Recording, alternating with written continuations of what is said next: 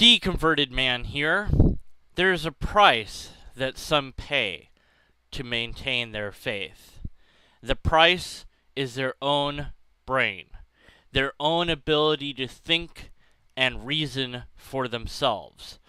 They have to pay this price in full in order to maintain their faith. The following is an examination of one such person.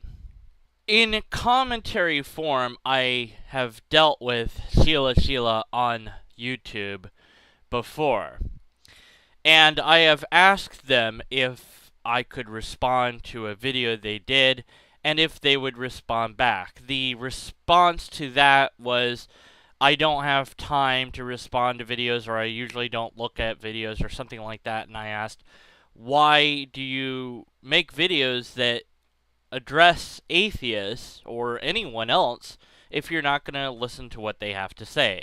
I never got a response back for that.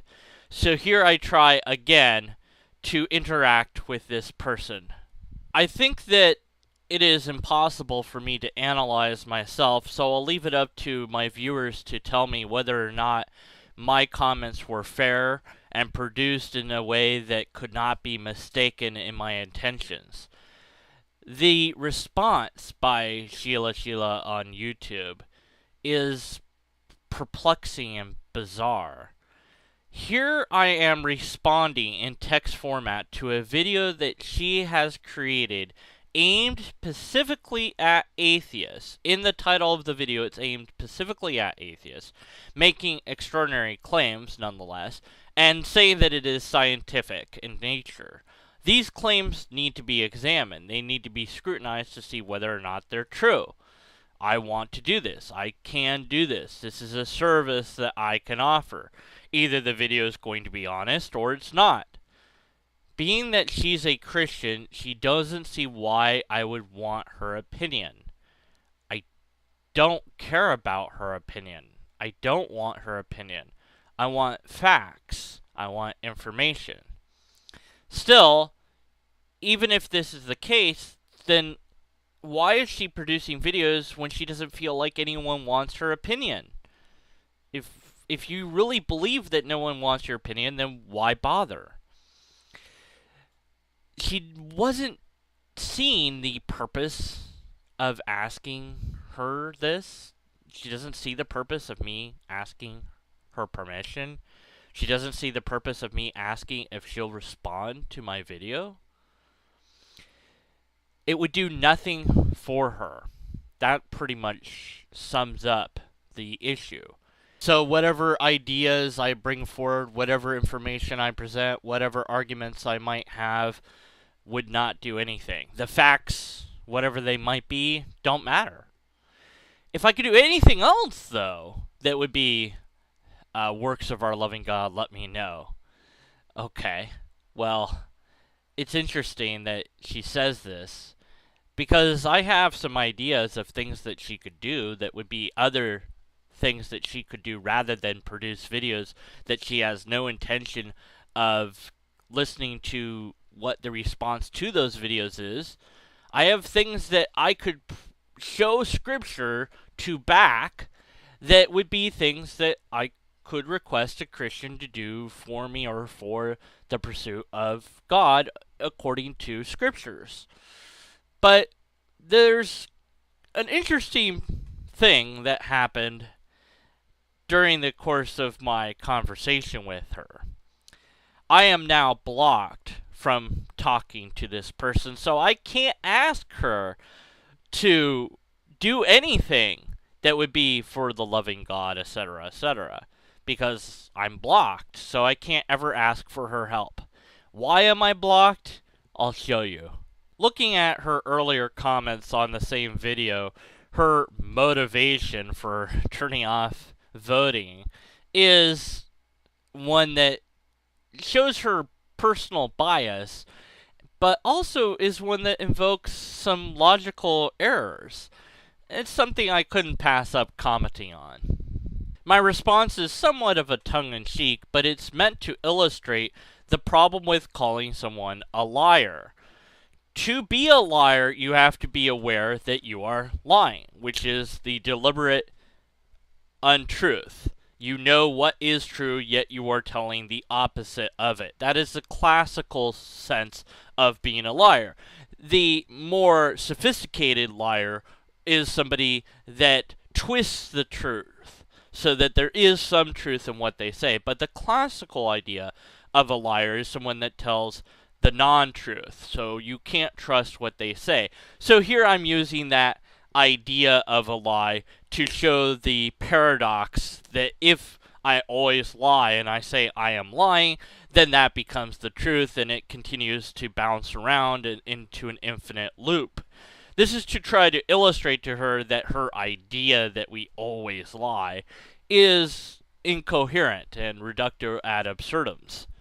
Of course, logic and reason is something that this YouTuber clearly has none of. You wouldn't know a true lie because you're a liar.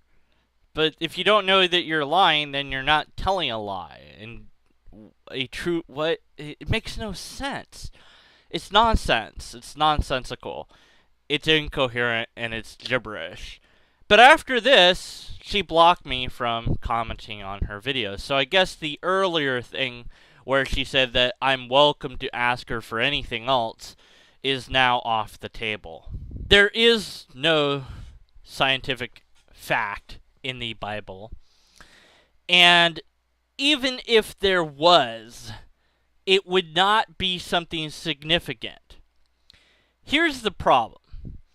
If someone had come forward earlier on, before, say, the discovery of atoms and molecules and subatomic particles, and said, hey, everyone, look, I've been looking at this Bible for however many years, and this scripture, if we look at it this way, says that we're going to discover one day that we're all made up of these tiny, tiny things. I'm going to stake my faith on it. One day I'll be vindicated. And then later science vindicates that person. That's the problem, is that never happened. Never has there been a moment where someone said that this particular passage in the Bible is going to one day be vindicated by science. It's always been the other way around. Science says that this or that is true, and then some Bible apologetic rushes to the scripture in desperate search for something that they can twist and turn to match it. It's nothing more than special pleading and confirmation bias. It's always after the fact, never before. And oddly enough, the most widely accepted thing in science, biological evolution, makes no appearance in the Bible at all. And what about all the scientific ideas and facts left out of the Bible? So what is this? Nothing but cherry picking on top of everything else.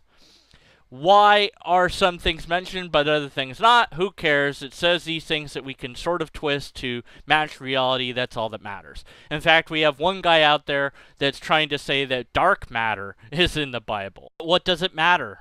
This person isn't going to hear my message. They aren't going to respond to logic and science and fact. They don't care. So, why continue? Why move on? Why march forward? Because my duty is to the truth. My duty is to find the facts, whatever those facts might be. If there is a God, and if it happens to be the Christian God, using bad logic will not help me to find out that to be true. Using anti-science will not help me to find that to be true. Trying to wiggle scripture to match what science says won't help me to find that to be true. No, only a logically coherent argument could allow me to not be skeptical of these ideas. Only empirical evidence could convince me that it was something real. Only a repeatable test could demonstrate that it was. But you don't have any of those things. All you have is faith. It's not good enough for me. I needed a logical argument, empirical evidence, or a repeatable test. Unless and until you have those things, I, and people like me, will continue to be skeptical of your ideas. Unfortunately, people like you will continue to not care.